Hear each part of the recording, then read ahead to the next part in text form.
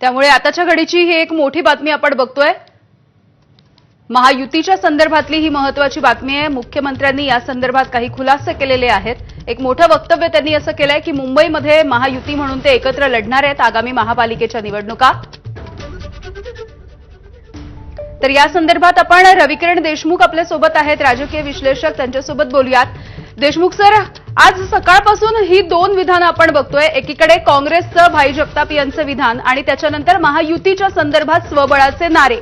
याकडे नेमकं कसं बघायचं? काय नेमकी कारणं असू शकतात या स्वबळाच्या नाऱ्यांची? स्थानिक स्वराज्य संस्थांच्या निवडणुकीमध्ये स्थानिक पातळीवर कार्यकर्त्यांचं मत काय, पक्षाची ताकद किती आहे आणि कोण कसं लढू शकतं याचा अंदाज घेऊनच लढावं लागतं। एरवी पक्षाचे स्थानिक कार्यकर्ते विधानसभा लोकसभेला मन लावून राज्य पातळीवर काम करतात, आमदार खासदार निवडून देतात, परंतु त्या स्थानिक पातळीवरच्या कार्यकर्त्यांना, नेत्यांना त्यांच्या राजकीय अस्तित्वासाठी ती निवडणूक त्यांच्या मर्जीप्रमाणे झाली पाहिजे। म्हणजे उदाहरणार्थ ठाण्यामध्ये गेली अनेक वर्ष भाजपा दुय्यम भूमिकेत आहे। त्यांना असं वाटतंय की जेव्हा केंद्रात आणि राज्यात सरकार आहे तेव्हा इथे आता आम्हाला स्वतंत्रपणे लढून आम्हाला संधी मिळाली पाहिजे, ठाण्यामध्ये आम्हाला आमचं अस्तित्व दाखवता पाहिजे। तीच परिस्थिती असते पिंपरी चिंचवड सारख्या नवनगरामध्ये, ज्याचं महत्व आता अलीकडच्या काही वर्षांमध्ये खूप वाढलंय।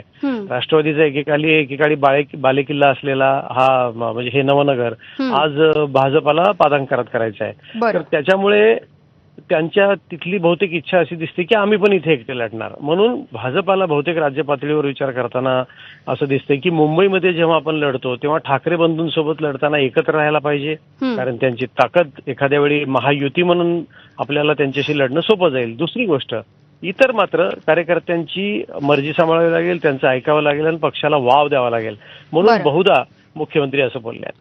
अगदी। देशमुख सर, धन्यवाद, तुम्ही विश्लेषण केलं यासाठी।